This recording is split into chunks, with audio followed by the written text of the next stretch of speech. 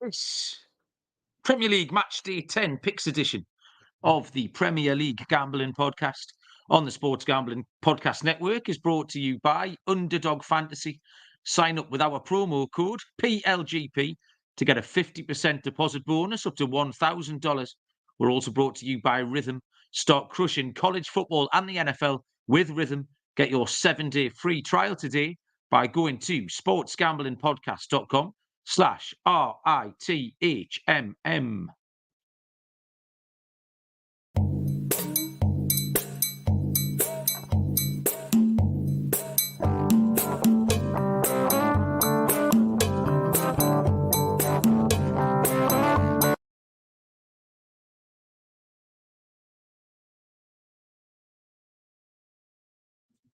Welcome, everybody, to the Premier League Gambling Podcast on the Sports Gambling Podcast Network. My name is Malcolm Bamford, coming to you from Newcastle upon Tyne in the northeast of England. Today is Thursday, October the 31st. We are here to have a brief squiz about the EFL Cup action this week, but in the main, take aim at the Premier League Matchday 10 fixtures occurring this weekend. Joining me, possibly from Egypt, possibly he's joined the witness protection programme because he's sitting there in absolute pitch black. But I assure you, that is Mr. Barry Penaluna. Barry, what's happening? Evening, how we're doing?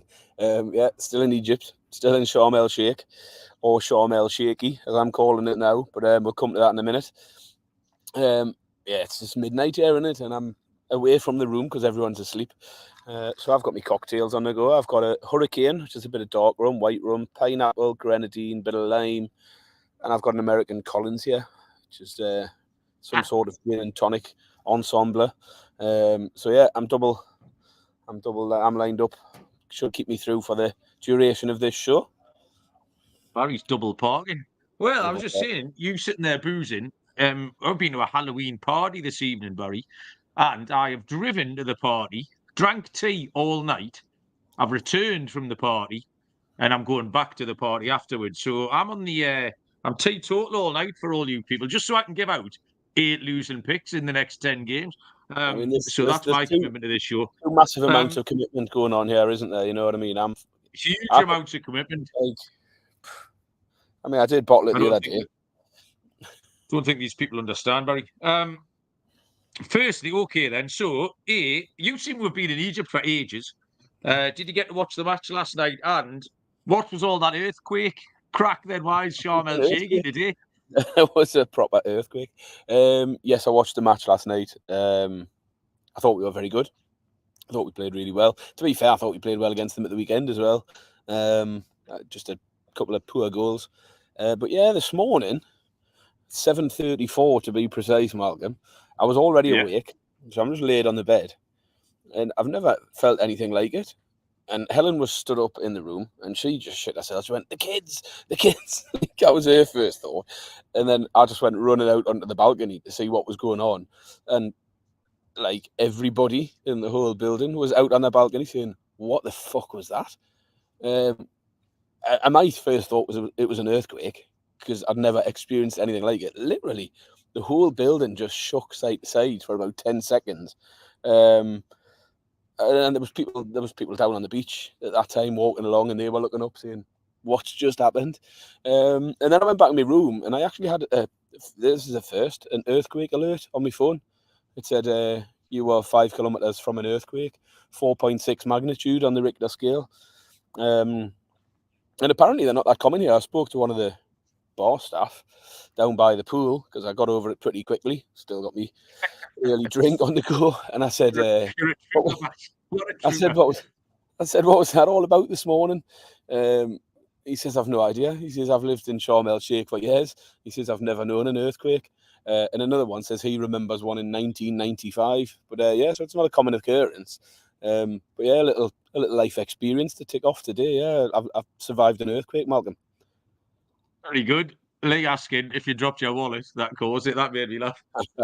Andy asking if the balcony sounds like the safest place to stand.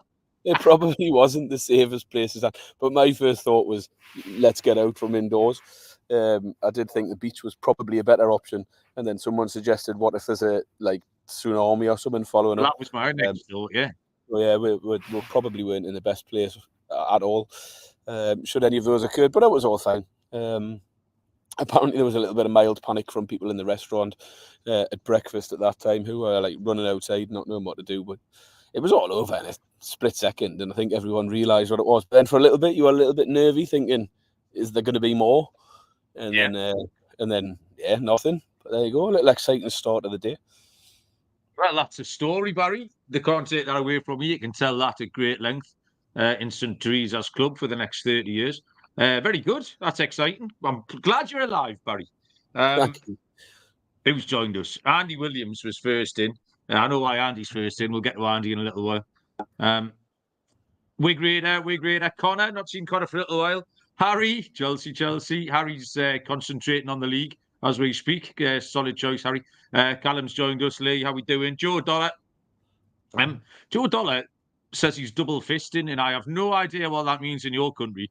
But in this country, you can't be doing that at this time of night, Joe. Slick Rick, Courtney, the backest people are here shouting up Rhythm, one of our sponsors here. It's a really good app. You're absolutely right, Courtney. It's absolutely fantastic. If you are lurking in the chat and you want to say hello, by all means, do that. So I did my little solo show on Tuesday for the Wednesday League Cup games. 4 out of 6 profit, 6 units staked, 9.5 returned. Turns out, Barry, you've been holding me back all these years. I suspected it was that, but I didn't want to say anything. So we've sorted that out. I did say on the show that I wanted to do some deeper analysis of what's been going on in the Premier League because I wasn't very happy with it. However, I think what actually happened was all those late goals gave me some losers, and Newcastle got beat again. So I was in a bit of a sulk. Since then, I picked some winners, and Newcastle won. So I actually couldn't give a shit about the deeper analysis. I've just gone back to normal, Barry. But Palace was the headliner. Palace at 31-10 last night. We did think at some point Aston Villa had to jettison one of those competitions and the team they picked in the previous round.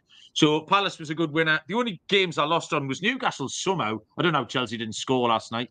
A Chelsea goal would have got me over the line. And I got Manchester City wrong. But everything else was absolutely spot on. So really quite happy about that. Just getting back to last week, Baz, it was the late goals. What got me last week was the late goals, and there was 5 injury time goals that changed the outcome of the games. It's not just a late goal. It was late goals that changed the outcome. But what I was thinking was, should that change your process? Was the process still right? And the late goals that changed the outcome fucked it up for you? Because there was the goals at, well, where are we going? Bournemouth. The Bournemouth late goal was an absolute killer. It killed Matthews in the listener. So it killed everyone. That was the coupon buster. Everyone was on the Villa. Wolves and Brighton obviously got away late. Everton scored late. Brentford, West Ham with that horrible injury time penalty. I actually had a look at that. I think it was a penalty in hindsight. But they changed the outcomes. And then, Barry, there was 2 games that really did get me thinking, which were the Man City game against Southampton and Palace v Tottenham, where I don't think anyone could have picked a winner there. The only possible winners were Man City to win to 0, you could have picked, or Man City to win both halves. But if you were doing accumulators or even bet builders, same game parlays, Well, Man City win both halves, didn't land either, did it? They won 1-0. Exactly that sort of thing, Barry. I think you'd have to be lucky. But what we did on those games, Barry, is we gave out winners because I took the Manchester City shots, which landed easily, and you took the Tottenham corners. So then I started thinking, is that the way in? Because I'm struggling with sides, with money lines, with outrights. Do we not start taking props? But that kind of turns it more into an American style over-under, -110, like 10 to 11 each of 2. And that I don't think that was the brief. So having picked a few winners on Wednesday, I'm quite happy just to crack on with our process, Paz. So back to square one. I enjoyed the Newcastle match. It was Bob's birthday yesterday. Had a game of crazy golf. I asked him on the way to crazy golf, Barry, if he wanted me to let him win because it was his birthday. He said no, under no circumstances. I dominated him by 11 shots, Baz. He was 13 yesterday. So an 11-shot victory. The key to not losing, Barry, to children at Crazy Golf is just to don't make any mistakes, Baz. At some point, he might be able to hang with me for 3 or 4 holes, but at some point, he's going to make mistakes. I never took more than a 3. At that point, I'm rock solid. I'm 2s and 3s all the way. He's lived with me for a bit, but then he's thrown in a 6. Like, if you just said cut the errors out, they can't beat you, the children. Cut the errors out. So that was that. But no, Newcastle enjoyed the game. I thought they were good value for the win. Chelsea dominated possession second half, but that was game script. The fact that we were 2-0 up allowed us to allow them to do that. And yeah, we were good value for it. And it was nice to get a win. And for the first time ever, Barry, we came down on the nice side of a cup draw. I think if however many possibilities there were, home to Brentford, Palace or Southampton with the 3 options, and we actually got one of them. So yeah, we've got a home quarter final to look forward to. Pete's picks. Pete's joined us along with Ian. How we doing? Yeah, did you say you got to watch the match, Baz? Yeah, I watched the second half. We were out and about in the evening. Come back and watch the second half. So most of what I watched was Newcastle defending at that point. But defended well. Had a couple of chances on the break as well. I've had a game of family sport today, Malcolm. We played a bit of archery. Oh, nice. I'm not very good at archery. Helen is very good. We've played this. Yeah. We've played this a if few I had a times. partner, Barry, I would have put it on you not being very good at archery. I have seen you try to do sport, and you're shite. Yeah, well, yeah, you're right there. But Helen's a bit of a natural when it comes to archery. We've played a few times on various holidays, and every time she's just got a proper eye for it. Like, and even the instructor today was quite impressed with her arrows today. So yeah, she battered me at the old archery again. Kids any good? They were all right. So I paired up. Helen was paired up with Chloe. I was paired up with Sophie. Both of them held us back to a different extent. But Helen won the overall up against a few other families. One of whom was very, very competitive. He was taking it very serious. Him and his daughter were playing. And it was sort of neck and neck between Helen and Chloe, and him and the daughter. They were next to each other. And when they got on to the final round, he was like waiting until Helen had took her shot to see how she was doing before he was taking it. So yeah, she won the outright. So she was delighted with that. Good win, Baz. Good win. Right, full slate of Premier League action. Good couple of games at the sort of top end of the table, and there's a couple of bum fights as well down there, which are really interesting. We're going to get to those. Let me tell you first about Underdog Fantasy. Underdog Pick'em's got one of the biggest menus for all sports: NFL, college football, MLB. Finished last night, World Series, MMA, NBA, NASCAR. Boostober is upon us. Means you're getting a spooky amount of profit boosts and much more. Our promo code is PLGP to claim a special pick and first-time deposit offer up to $1,000 in bonus cash. UnderdogFantasy.com, promo code PLGP. Okay, first game up is by far the biggest game of the weekend. Lunchtime on Saturday. Time kick-off is it 12:45? 12:30. I got a horrible day on Saturday. Well, horrible. It's not really horrible. First world problems, Barry. I got a 9 o'clock kick-off with a boy in Killingworth. Then straight to the Newcastle match for 12. And then I've got a job on Saturday night. That's 3 things in one day, Barry, which is too many. You know I can't do that. So I'm going to be good for nothing on Sunday. Lucky to be alive. Newcastle take on Arsenal. This is 7:30, or might be 8:30 Eastern time. Depends when your clocks move. 11-4 Newcastle plus 275. 11-4 Arsenal plus 275. Arsenal are a shade of odds on 19-20 minus 105. Newcastle, that's a shot in the arm last night, that win against Chelsea. Where they haven't been playing badly. They hadn't won a game for ages and ages. It's a shot in the arm for the supporters, for the players, for the manager. Shot in the arm for everybody ahead of a game that Newcastle haven't done badly in the last couple of years. There was the crazy game last year with the Anthony Gordon goal that was handball, pushing the back, ball out of play, offside. It was all of those things and still miraculously stood.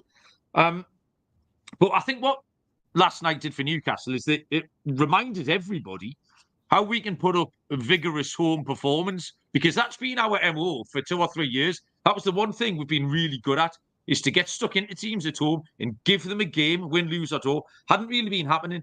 We did it last night. Still no league win in 5. The 4 home games, we have won 2, drawn 1 and lost 1. Arsenal have only won 2 of their last 5 league games now. The League Cup win over Preston last night doesn't really change much. 2-2 at Liverpool last week. It was a good game. They're still missing Odegaard, Calafiori, Gabriel and Ben White will be missing as well.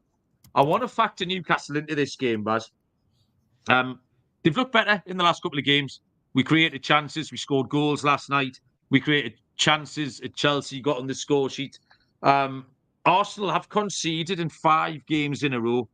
This is a little bit of a shorty to start with, Baz. But both teams to score, 3-4, minus 133. I thought Chelsea really probably should have scored last night.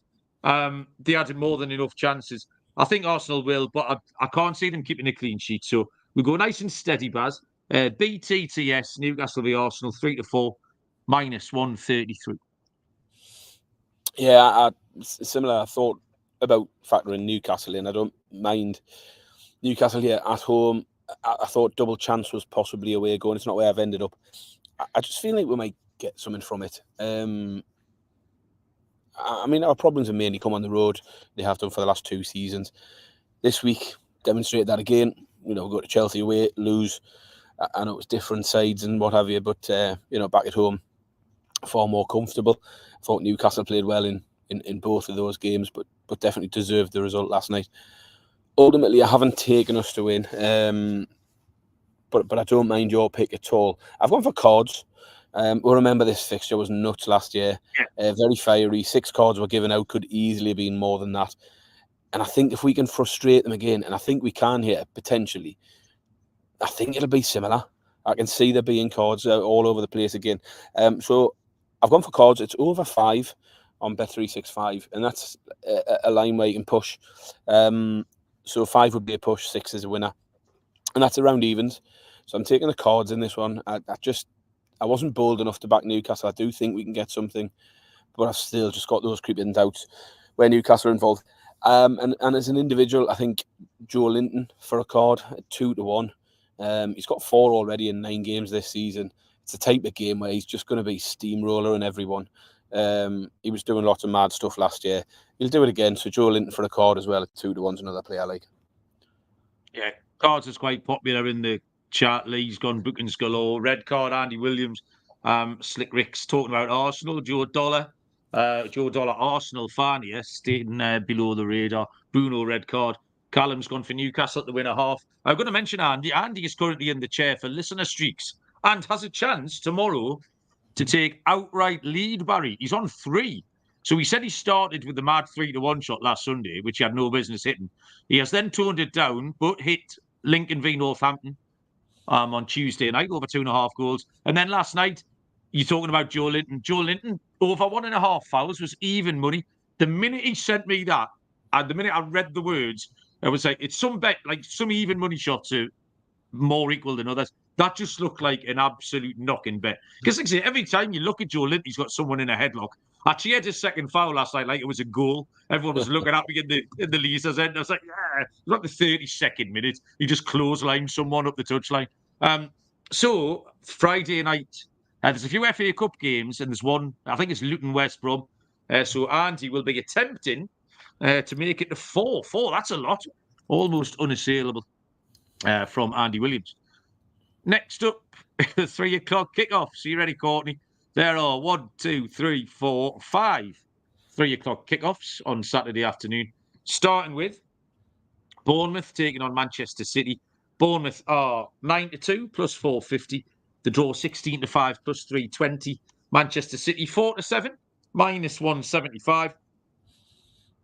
Bournemouth got the late equaliser last week against Villa that done everybody in. Up to 11th now, Bournemouth. Won 3, drawn 3, lost 3. So pretty even Steven there. Don't know what you want to do with that. 5 of their 9 have had both teams to score. Only 4 of their 9 have had only 2.5 goals. Manchester City rested plenty of their premium players last night in the Cup as they got knocked out. This is the same old pick, Bas. I don't know how many weeks running You accidentally have let me go first here, and I'm going to steal your pick. So you shouldn't have done that.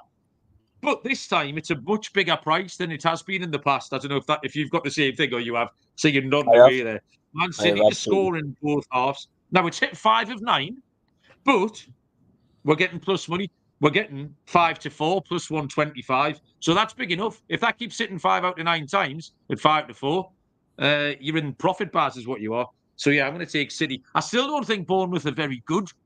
And I know they've played a couple of half decent games. They played well against Newcastle and obviously got that win against Arsenal. But I think there's quite a lot of regression coming. But City keep stiffing me and everybody on the handicap. They can't cover a handicap. They've been unable to. City to score in both halves, 5 to 4 plus 125. But Yeah, so, I mean, I should have said at the start, my handicaps on these games are pretty short because I spent about 45 minutes on it today. That was it because busy lifestyle at the moment. But I thought this one was very easy. I looked at City at 4 to 7 City to win this game. I thought it was a very big price. great And then accumulator piece, absolutely yeah, top class. I have got that down in my notes. I forgot to say it and out then loud. it obviously brings into play reasonable prices on picks like you've gone for. I know they've had a few wobbles lately, got a few injuries, still top of the league, still not lost in the league for nearly a year. And I just think City to score both halves at 6 to 5 is a very, very good price. So I've gone for exactly the same pick, City to score in both halves for me. Lee was all over the accumulator angle as well. Get them in an knacker. A little boost. Second 3 o'clock kickoff is one of the two fun bum fights that we've got on Saturday. Ipswich Town taking on Leicester City. Ipswich 5 to 4 plus 125. The draw's 5 to 2 plus 250. Leicester 21 to 10 plus 210. Ipswich season starts here, Baz, for Ipswich. Home game against Leicester. Great time for them to get good. Lost 3 in a row. They absolutely blobbed it last week at Brentford. That's pretty unforgivable. Like, they're 2-0 up after 41 minutes. At 2-0 up after 41 minutes, you have to go in at half-time 2-0 up. Man, they went in at half-time with 2-2. They didn't, it wasn't even 2-1. They gave both goals back. I mean, you're not even trying, like, lads, concentrate. Come on, do better. And then they equalise again in the 90th minute and still find time to throw it away. They've had 2 home draws, which are probably the best bits of form here to go by. 2 home draws against Villa and Fulham. Leicester lost home to Forest last week, had won 2 games before that, including a 3-2 at Southampton, which is the nearest comp you're going to get. Both teams to score 6 out of 9, over 2.5 goals, 7 out of 9 for Leicester. Neither defence is solid enough. I think we've seen that. But both have got goals in them. The both teams to score over 2.5 is 19 to 20 minus 105. Both teams are going to have to go for this as well. They're very aware these are the games they need to go and win. Both teams to score over 2.5 goals, 19 to 20 minus 105. Baz. Love it. Goals here as well for me. Leicester, I thought initially possibly better value. 2 to 1. Leicester, I think, offer this game, aren't they? And 21 to 10, Baz, yeah. Yeah, I thought they were a decent price. I thought maybe Leicester to score a couple because Ipswich have conceded 2 or more 6 times already this season and in the last 4 straight games. So they're shipping goals every week, Ipswich. Leicester still haven't been shut out this season. So Leicester to score 2 or more at 11 to 8 appealed to me. But then, very much like you, I've just gone in exactly the same direction. I think Ipswich will probably get a goal at home. Leicester don't get many clean sheets, and it's the exact same pick again, over 2.5, both teams to score. I had it down as evens. Okay, yeah, I'll take the extra 20th of a point, Baz. Thank you very much. Okay, next 3 o'clock kickoff is Liverpool taking on Brighton and Hove Albion. Liverpool are 2 to 5, minus 250. The draw 15 to 4, plus 375. Brighton 13 to 2, plus 650. These two teams met last night, Wednesday, in the Cup. Liverpool won 3-2. I had me a bit worried this one because I had Liverpool. I had the both teams to score over 2.5. It was 0-0 at half time. Went out to check what was going on. And I saw Cody Gakpo score as I was checking the scores at half time, and ended up 3-2. Liverpool have won 7, drawn 1, and lost 1 in the league. They did okay at Arsenal last week, 2-2. Hasn't been tons of goals in their game, actually. And that sort of led me to my pick. The averaging 1.89 goals for per game and only conceding 0.56 per game. 5 of the 9 have gone both teams to score no, and only 3 of their 9 games have gone over 2.5 goals. Baz, Liverpool, you still, I think, instinctively, you have the Jurgen Klopp impression. Like Arne Slot hasn't sunk into our psyche fully yet, from a betting point of view. That Brighton still can't get the image of that 1-0 win up here out of my head from 2 weeks ago, because how they played was thoroughly not how I expected them to play. It's great that actually they've got a couple of ways of playing, because last year we constantly talked about them as being a circus act. This year they've been better because they just sat in and defended against Newcastle. Then they scored, and then they sat in and defended the rest of the game, which is absolutely fine. I've got no issue with it. So the goal markets here are completely out of whack, Baz. Over 2.5 goals is 2-5 minus 250. And I don't know why. But what that does do, it makes the under 3.5 goals really attractive, Barry. Under 3.5 goals is 4-5 minus 125. I don't know what you're laughing at. You've either gone the completely opposite or you found the exact same pick, Barry. Which one is it? I've gone completely the opposite. All right, okay. Well, I mean, why? we've both just looked at different sides of the coin. You've looked at all the Liverpool form and why it's got to go unders, and I'm looking at the Brighton form and telling you why it's got to go overs. Yeah, this is my point, Baz. I sat and watched Brighton up here, But and they had no intention of that's the scoring. outlier in Brighton's form.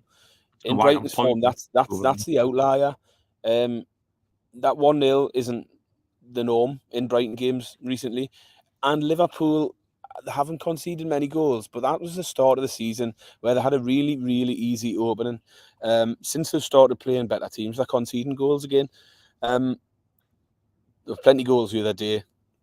And it's been away for Brighton. 6 of Brighton's last 7 have seen 4 or more goals. So as I say, you're looking purely at the Liverpool form and calling all of the unders in there. But if you look at the opposite side of it, I'm looking at the opposite thing. 6 of 7 going over 3.5. I've gone the complete opposite. I've got the better price, and I've got Liverpool v Brighton over 3.5 goals at even money. I just don't see why they won't set up at Liverpool like they set up here. It's a very, very similar comparison. They do have a couple of ways of playing where they'll go after teams, but the problem for that is, Malcolm, we didn't break them down. If Liverpool do, then Brighton have to come out, and Brighton are capable of scoring against Liverpool this weekend. Then Liverpool just strangle the game. That's what they do. They get in front and strangle it. There's no way. There's no possible. There's no possible way my pick gets turned over. It's impossible, Barry. Pete's got some picks for the weekend. I'll stick them out. I know Pete will tweet them out over the next couple of days, so they're in there in the comments. When you tweet them out, Pete, you can tag us in, or I'll see them and I'll follow them. I missed the Breeders' Cup show. I normally cover the horse racing on the network, but I missed the Breeders' Cup show last night with Ryan and Sean and the Wolf of Oaklawn because I was at the match, so I was gutted to miss that. I haven't got stuck into the card yet, but I'll follow Pete's example down there at Del Mar. That's on my bucket list, by the way, Pete. Del Mar racetrack, sitting right up there on the Pacific Ocean. Looks absolutely incredible. We will go to, is it the Pacific? I'm on the right side. Yeah, it is. Our proud partner Rhythm is the #1 AI-powered sports betting platform. Helps provide bettors of all levels the ability to build custom predictive betting models in seconds. Moneyline spreads, totals, props, all looked after. You can build your own model or copy one of the top performing models from the leaderboard. Just hit build a model for me. Rhythm gives you the predictions. There's research, trend analysis, all sorts of stuff. Rhythm went 24-3 in their NBA props on night 1. Shit, that's incredible. Claim your 7-day free trial today by going to sportsgamblingpodcast.com/rhythm. That's sportsgamblingpodcast.com/RITHMM. And finally, BetUS, the best in the business, has been around for more than 30 years. Deposit using crypto, get lightning fast payouts. Trick or Treat on Horror Street is running this week. There's a little sports and casino prize packs going in the raffle. Every $200 you deposit gets you an entry. sportsgamblingpodcast.com/betus. That's sportsgamblingpodcast.com/betus. 3 o'clock on Saturday is Nottingham Forest against West Ham United. Nottingham Forest are 15-13 plus 115. The draw is 5-2 plus 250. West Ham 12-5 plus 240. Back-to-back Nottingham Forest wins have now got them up to 7th in the league. They've only got one defeat in their 9 games now, Forest. But they've still only won 1 of 4 at home. They've had home draws against Bournemouth, Wolves, and a home defeat against Fulham. So that's 3 very comparative games here that they've failed to win. West Ham, I think Forest are in a false position, basically. Well, West Ham got a very lucky win against Man United last week. Only 1 defeat in 4 away from home. They've got away draws at Brentford and Fulham. These 2 teams are just drawing with the teams around them, and they're drawing 1-1 with the teams around them. But the draw is 5-2 plus 250. But also, this is very clearly the 1-1 draw of the week. It's Malcolm's 1-1 draw of the week. Both teams scored a goal. That, Barry, is 6-1 for the 1-1 draw of the week. Yeah, it's another one where we can't both win here. Forest going about their business very quietly, creeped up to 7th now, just 1 defeat all season. Like you, I don't think they can sustain it. I think there'll be some regression along the way, but whether it's here or not, I'm not sure. That 1 defeat did come at home against Fulham, so a similar sort of fixture. And West Ham have picked up after a stuttering start. 2 of the last 3 they've won now. Undes was always a player I liked recently for Forest just because they were defending well. But 5 of the last 6 West Ham games have just gone over 2.5. 5 straight West Ham games have seen both teams to score. And we did see 4 goals in the Forest game last week as well. So I've gone over 2.5. Yeah, I just think both teams will score here and someone will nick it. If I'm wrong, then your 1-1 is very much in play. But I definitely think that both teams to score part of it's good. I just think we might get an extra goal. So I've gone for the over 2.5 goals, Forest and West Ham at 4-5. Yeah, Forest's one of the teams where you can generally get a decent price, about over 2.5 nowadays. Yeah. Just the way they've been going. So might be a trend to get on the right side of, Barry. The final 3 o'clock game on Saturday is the second one of these bum fights. It's Southampton taking on Everton. Southampton are 8-5 plus 160. The draw is 12-5 plus 260. Everton 13-8 plus 162. Southampton are sitting on 1 point, have accumulated 0 dignity still so far. Southampton favourites to win a Premier League game with 1 point. Sorry, what? Leave it out. The last home game, they lost 3-2 against Leicester. 1 draw and 3 losses from their 4 home games. Everton are unbeaten in 5. Everton are treading pretty fine lines, but that's not a secret. They're never going to go and blow teams away. Everton do have to land on the right side of things, like getting the missed penalty against Newcastle, the late goal against Fulham, and it's absolutely fine. There's a comparison game in here 2 weeks ago where Everton went to Ipswich and absolutely strangled them. They dominated them. They got a comfortable 2-0 win. They were just too streetwise for them. Everton is underdogs here, 13-8 plus 162, to do the same thing to Southampton that they did to Ipswich. I think it's a great bet. Everton have demonstrated they can go and win Premier League football matches. Southampton haven't. You've got to take Everton at the price bars, 13-8 plus 162. Yeah, absolutely the same thing. Everton have to be the pick here. Southampton can't win games. Everton aren't losing games. I think they've gone 5 games now unbeaten. Southampton have just lost 4 in a row. Everton have got recent wins over bottom half teams like Ipswich and Palace, as you've mentioned. I think 13-8 is a great price. So I'll also be taking Everton because I'm still in full fade mode of Southampton. And at a nice price, Everton have got to be the pick. Yes, completely agree with you. Tea time on Saturday, 5:30, which is either 11:30, 12:30 or 1:30 Eastern time. I don't know who chose this one to put on the telly. This is the classic. If they were in the back garden, you would shut the curtains. Wolverhampton Wanderers take on Crystal Palace. Wolves are 14-9 plus 155. The draw 12-5 plus 240. Palace are 7-4 plus 175. Wolves are all the way up to 2 points now after somehow clawing it back at Brighton last week from 2-0 down to claim a point. Don't really know what to make of that. Well, because they weren't in the game. And even when they got back to 2-1, Brighton have got a 4-on-1 to go and kill the game off. That was very much a false final, like absolutely a false final. 7 out of 8 games for Wolves, both teams to score in over 2.5. However, Palace are completely opposite in terms of the trends. 1-0 win over Tottenham last week came absolutely out of the blue. And both teams to score 4 out of 9 and over 2.5 goals, only 3 out of 9. I can't split them. The two bad teams. You ordering a drink there, Baz? You're ordering the drinks there. Unbelievable. I can't split them, Baz. It's another draw, Barry. It's 12-5 plus 240. And do you know what, Baz? It's Malcolm's 1-1 draw of the week. Both teams scored a goal. We're going double bubble on the 1-1 draw of the week. That is also at 6-1, Barry. Bold. I like it. What were you ordering there, Baz? I was trying to get a beer, not from a barman. My nephew's just walked past, so Jake has Did just you know he was walked past. Yeah. Well, he was down there. He's been loitering around. It's half past 12. Did you know he was in Egypt? Did I know he was in Egypt? He's with us. Yeah.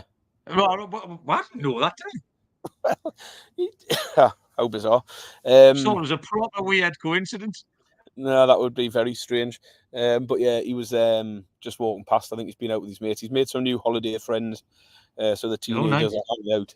I've just saw him heading back to his room and asked him why he didn't get me a beer on his way. So he's gone back to the bar. He's only 16, so he shouldn't be getting served at the bar. But on the first day of the holiday, apparently, Chloe told me this. Chloe, my daughter, and Jake and Lewis, the two brothers, were sat around. And Jake went, "Watch this." He says, "It's all about confidence." He says, "If I just walk up to that bar and confidently ask for a beer, that barman will give me a beer." And so he went up and he went, "I'll just have a beer, please." And straight away, a beer come across the table. And that was it. That's him. He's like that now. So he's had a few beers across the trip. So I'm hoping he's able to go up there and get me one now. He's very kindly offered to go. To be fair, we know most of the bar staff now, so he'll just say it's for Baz. And I'm sure they'll bring me a beer. So that's what's happening there. But anyway, back to the football. 1-1 draw of the week. Not for me. I've gone for Wolves, yeah. So despite the fact I've just talked down Southampton and how they can't possibly win, because they never win, I have taken a team who never win to win. This is where Wolves' fortunes change. They haven't been anywhere near as bad as Southampton, for example. They have had awful fixtures. They've played all of the top 6 already. In the space of 9 games, they've played the top 6 sides. They've done okay in some of them. They've scored 12 goals and not been shut out since day one when they faced Arsenal, got shut out. So in the last 8 games, they've still managed to score 12 goals despite not winning a game. I think they can get a couple here, Wolves, and that might be enough. I'm taking Wolves to win 6-4. This is where Wolves fortunes change. All 3 outcomes on the table, Baz, absolutely. You say I wasn't good enough to split them. You've had a go. So, but if Palace rock up and win 2-1, you wouldn't be surprised about that either. We move across to Sunday. 2 good games on Sunday. 2:00 on Sunday is Tottenham Hotspur taking on Aston Villa. Tottenham are 9-10 minus 111. Aston Villa are 13-5 plus 260. and the draw is at 3-1. Tottenham have won 4 and lost 4 of their last 8. We're still kind of laughing at me handicap of them last week, which was partly correct. You can't trust Tottenham to win. And then, wildly incorrect, you can trust Tottenham to score goals. And then they go and get turned over 1-0 by Palace. Got the win against Manchester City last night. Doesn't really mean much. Good for them, but it's hard to factor in to handicap in this game, particularly. Because they scored 4, 3, 3 and 3 in the 4 games before they went and blobbed against Palace. That was the handicap. They're scoring all these goals and then couldn't get one. Villa are up to 4th now. 1 defeat in 9 games. They have drawn 3 of their last 4. But Villa have played 4 away games this season, Barry. Have scored twice in every single one of them. Tottenham can't defend. I've no intention of defending at any point. Van de Ven done his hamstring last night. Also shit himself. But more importantly, done his hamstring, which is a huge problem for Tottenham. Huge problem. Romero's a bit of a doubt as well. The Villa team total could finish 2-2 this pass. Could finish anything 2, 0-2, 8-2, 4-2. Villa get 2 is the answer. Villa team total over 1.5. It's even money, Barry.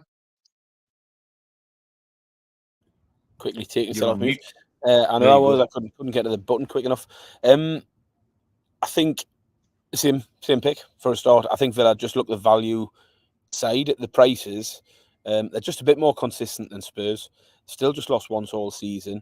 Spurs have lost 4 games, I think, already. 3 of them on the road, so they are better at home. But I think Villa's a big price. Villa looked appealing as a pick, to be honest. But you just never know what you're going to get with Spurs. So I felt the same as you. Safer play was to go with the team total. So I'm taking a chance on the Villa team total as well, over 1.5 goals at 6-5. Team ride, Barry. All on the Villa. 4 o'clock, 4:30 kickoff, is it? Yeah, 4:30 kickoff on Sunday. Manchester United taking on Chelsea. This is a match on the books. It is 8-5 plus 160 each of 2. The books can't split them with the draw at 5-2 plus 250. Manchester United in 14th place. We never got a chance to talk about Eric Ten Hag. I mentioned it, Barry. I gave you several minutes of blowing smoke up your arse for giving the Eric Ten Hag 14-1 first manager to leave. Well done. So Eric Ten Hag has gone. Van Nistlerooy will be in charge again. They beat Leicester 5-2 last night. And that led to all Manchester United fans on the timeline saying that they're back. They're all the way back. I just want to remind them, they beat Barnsley 7-0 in the round before. And either side of that were entirely shite. So I wouldn't bank on them being back just yet. I think they were actually probably a little bit unlucky ultimately against West Ham last week.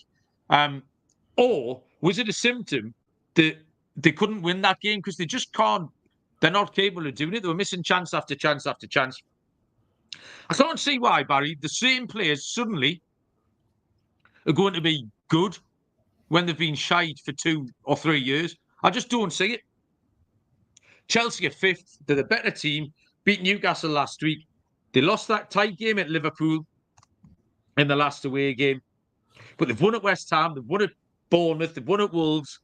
Decent opposition to Manchester United, those 3 teams. I much prefer Chelsea. You're getting the better team at 8-5 plus 160. I'll take Chelsea all day long, Barry. Yeah, I don't mind that. I thought it is a little bit difficult, or more so than it would have been had Ten Hag have still been there with the changes, because you do wonder, will it be a possible lift for the players who weren't putting it in for Ten Hag every week? At these prices, if this was last week, I would have absolutely jumped at Chelsea at 8-5, but it just put a little creeping doubt in my mind. I still like Chelsea. And I've gone the same way as I've went a lot of things tonight. It's the team total again. I just think I don't trust Man United at the back for a start. Chelsea team have got plenty of goals in them. I do think Chelsea are the better value in this game. So Chelsea to score 2 or more at 5-6 is my pick here. Yeah, you get the new manager bouncing, and I get it, but they're not still just going to be rolling out Maguire, Evans, fucking Casemiro, Dallo. Ericsson, Dallo, yeah, whoever it is, I just don't get it. Like, so we'll see. Michael joined us. Michael, how you doing? You do not have to apologise for being late, Michael. You are allowed to do what you want. You're a grown up. But nice to have you. Final game is on Monday evening. Fulham taking on Brentford. Fulham are even money, plus 100. The draw 27-10, plus 270. Brentford 5-2, plus 250. Classic mid-table fare here. 10th taking on 9th. Fulham played well in Everton last week. They were the better team, unlucky to get chinned by a last-minute goal. And they have been in good form. Both teams to score in 8 of their last 9. Brentford have been quite good fun, and I actually didn't realise this. I was talking to Bob about this, because we know Brentford have been competitive, but actually, Baz, they've lost 4 out of 4 away from home, and like I just wouldn't have known that off the top of my head. Like when you sit down, I had to sit down and look at the screen and see all the little red squares to realise that they'd lost 4 out of 4 away from home. And that's pretty much good enough for me. I got a couple of options. My pick's just going to be Fulham to win. Fulham are better than Brentford at home. It's one of these trap games that we had about 5 of last week, where you get the good team at home at even money. But and the fact that Brentford keep losing, if you want to tag on both teams to score and Fulham to win, that's 5-2 plus 250. Because I can't see clean sheet. This is 2-1, 3-1 Fulham, isn't it? So I like Fulham to win. But if you're feeling a bit fruity, if you had a good weekend, and you want to go wild on Monday, both teams to score with Fulham to win is 5-2 plus 250, Bat. Yeah, I've gone the opposite way. We'll need a goal fest for you and me to both win.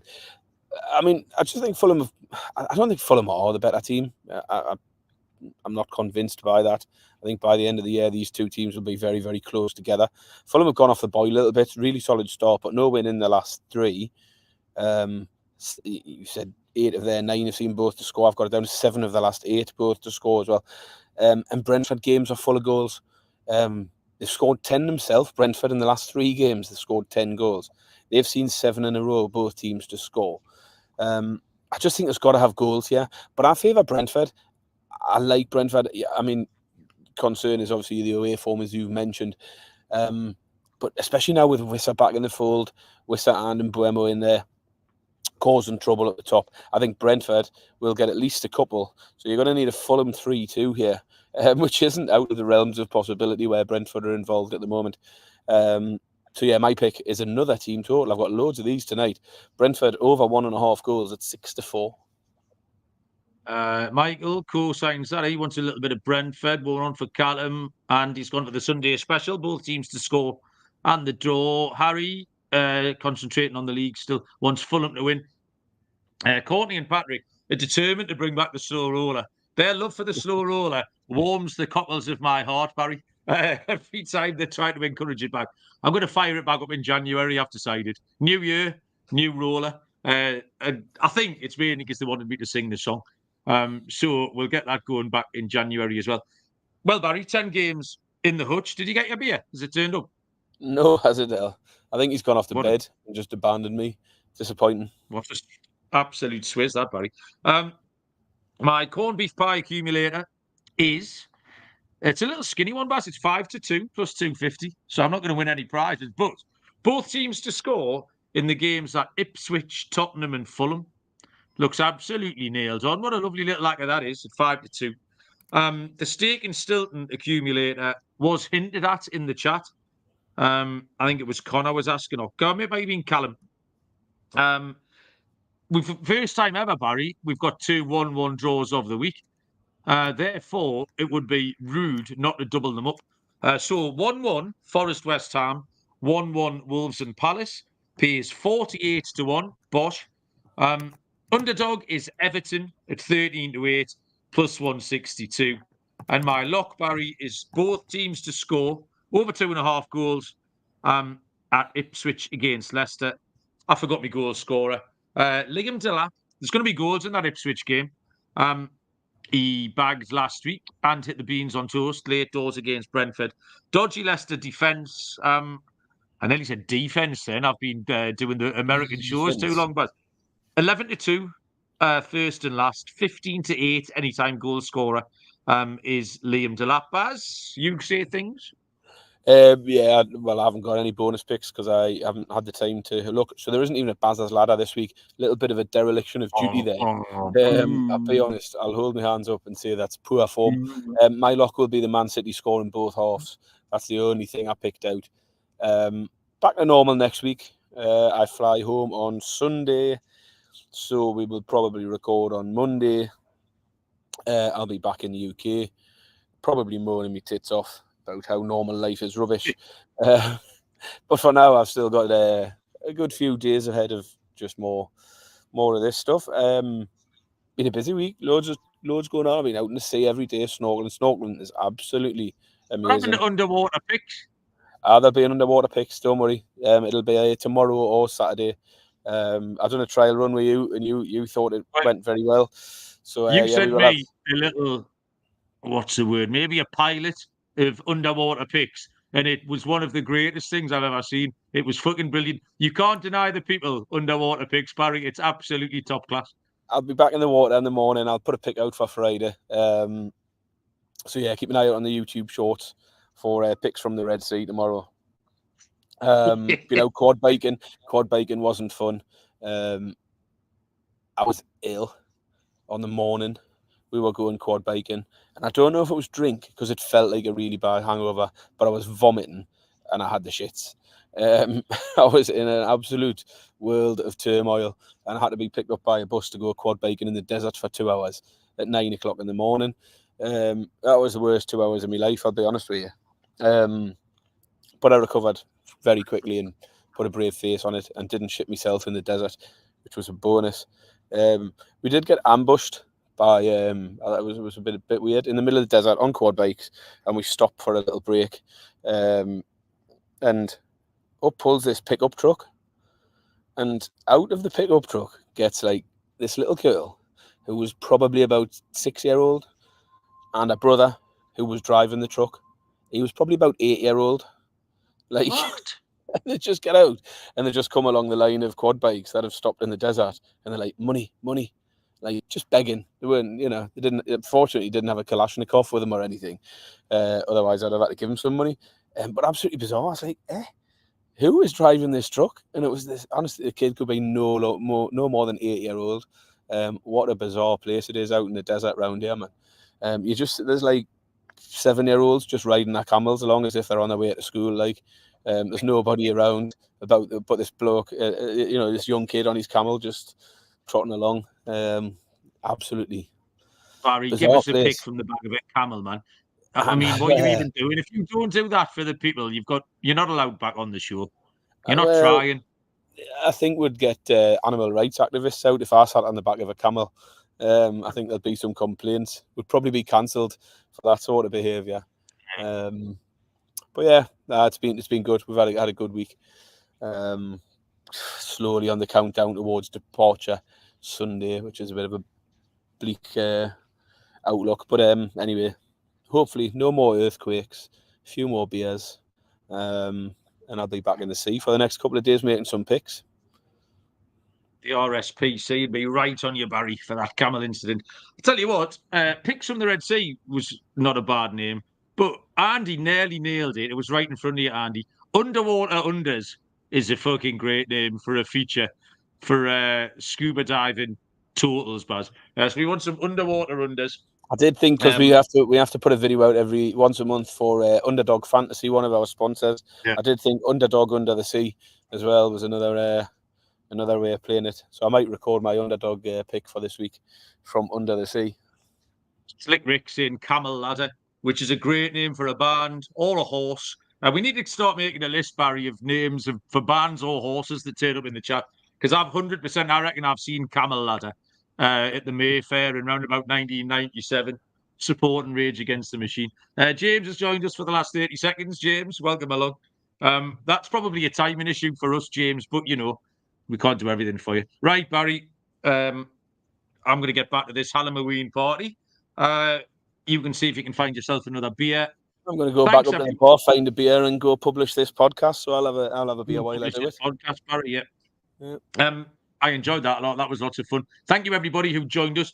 As Baz said, keep an eye on YouTube this weekend because you'll have Andy Williams' pick streak as he attempts the impossible, which is to make it to 4 picks. And underwater unders or under the sea unders, picks from under the Red Sea or camel ladders. Barry's going to do all of that as well. And Courtney points out there's 15 people watching and only 4 likes. So give us a thumbs up, and that keeps the wolf from the door.